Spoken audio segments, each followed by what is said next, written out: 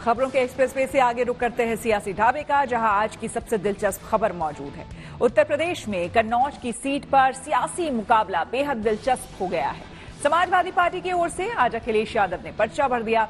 अखिलेश ने कहा है कि इस बार कन्नौज में समाजवादी की साइकिल दौड़ेगी और खबर तो ये भी है कि अमेठी से ताल ठोकने के लिए राहुल गांधी तैयार है और रायबरेली से प्रियंका गांधी भी चुनाव लड़ सकती हैं। यानी कि अब ये कहा जा सकता है कि यूपी में मुकाबला दिलचस्प होने वाला है और शायद यही वजह है कि प्रधानमंत्री मोदी ने अपनी चुनावी रैली में एक बार फिर से परिवारवाद पर निशाना साधा।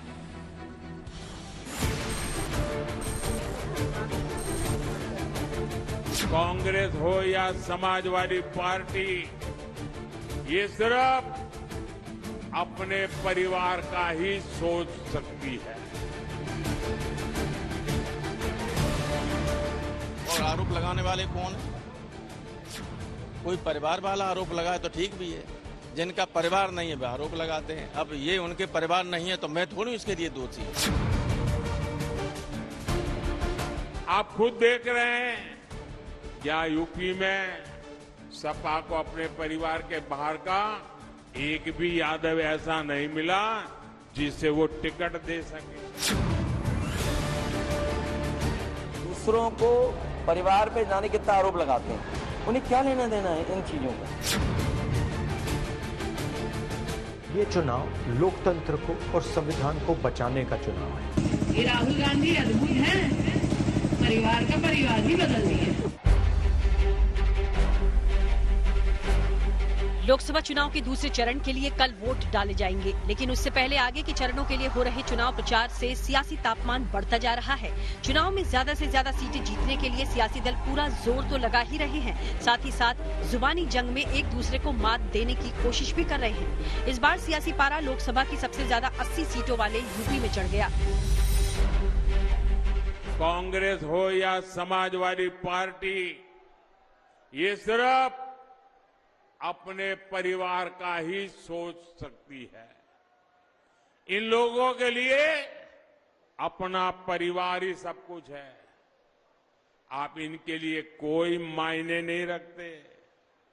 आप खुद देख रहे हैं या यूपी में सपा को अपने परिवार के बाहर का एक भी यादव ऐसा नहीं मिला जिसे वो टिकट दे सके। यहां बदायूं हो, मैनपुरी हो, कन्नौज हो, आजमगढ़ हो, फिरोजाबाद हो, सब जगह एक ही परिवार के सदस्यों को टिकट मिला है। प्रधानमंत्री मोदी ने इसके जरिए एक बार फिर समाजवादी पार्टी और कांग्रेस के परिवारवाद पर हमला बोला। प्रधानमंत्री यूपी के आंवला में चुनावी रैली कर रहे थे और उनकी रैली से कुछ ही देर पहले अखिलेश यादव ने कन्नौज से अपना नामांकन दाखिल किया और भरोसा जताया कि कन्नौज में फिर समाजवादी की साइकिल दौड़ेगी। वहीं बीजेपी का दावा है कि कन्नौज में तो बीजेपी ही जीतेगी। सब आएंगे अब तो महफिल यूपी में ही सही नहीं, और इसलिए भी कि देखो ना बीजेपी वालों की भाषा क्या है। ये भाषा इसलिए है क्योंकि इन्होंने अपने कारोबारियों की मदद की। जब से इलेक्टोरल बॉन्ड की बात आई है, बीजेपी का बैंड बज गया। इन्होंने अपने कारोबारियों की मदद की और उसी की वजह से ज्यादा मुनाफा कमाने दे रहे हैं। जो लोग ज्यादा मुनाफा कमाएंगे, जो कारोबारियों से चंदा वसूलेंगे, वो चंदा नहीं है, वो वसूली है। क्या उससे महंगाई नहीं बढ़ेगी? हम लोग तो यही मान रहे थे कि श्री अखिलेश यादव जी ही कन्नौज से लड़ेंगे। अब जरा चुनाव में मजा आएगा, अब कमल खिलाने में मजा आएगा, भाजपा को जिताने में मजा आएगा और श्री अखिलेश यादव जी को हराने में मजा आएगा। कन्नौज सीट से अखिलेश के पर्चा भरने से लड़ाई धारदार हो गई है। खबर है कि यूपी के दो युवाओं की जोड़ी ताल ठोकने की तैयारी कर रही है। अखिलेश पर्चा भर चुके हैं और सूत्र बता रहे हैं कि राहुल गांधी फिर से अमेठी से ताल ठोकेंगे। निश्चित तौर से वो समय चीजें तय हो रही हैं और जब आएंगे तो आपको सबको जानकारी दे दी जाएगी। ये तय है अमेठी रायबरेली से प्रियंका और राहुल लड़ेंगे। बनारस भी तय है, अमेठी रायबरेली भी तय है। लेकिन स्मृति ने तंज कसते हुए कहा कि राहुल गांधी अमेठी नहीं, वायनाड को अपना परिवार मानते हैं। वायनाड में लड़ रहे थे तो वायनाड में कह दिए वायनाड ही हमारा परिवार। हम कहे दादा लोगों को रंग बदलते देखते थे, परिवार बदलते पहली बार देख रहे हैं। अब कहेंगे एक परिवार वायनाड में है, एक परिवार अमेठी में है। अरे यहाँ तो औरत का भी जब ब्याह हो जाता है तो ससुराल को ही अपना सब कुछ मान लेती है, लेकिन मायके का दामन नहीं छोड़ती, लेकिन कभी भी अपने परिवार को नहीं त्यागती।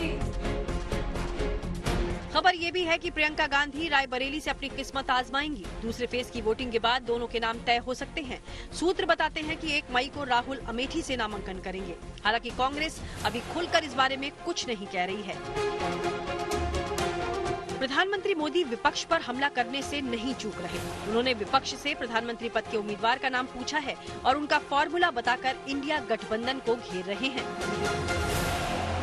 अभी कुछ मीडिया रिपोर्ट में आया है कि मोदी बार बार पूछ रहा है कि भाई बताओ तुम्हारा नेता कौन, किसको सुपुर्द करे। तो बोलते हैं उन्होंने फॉर्मूला बनाई है।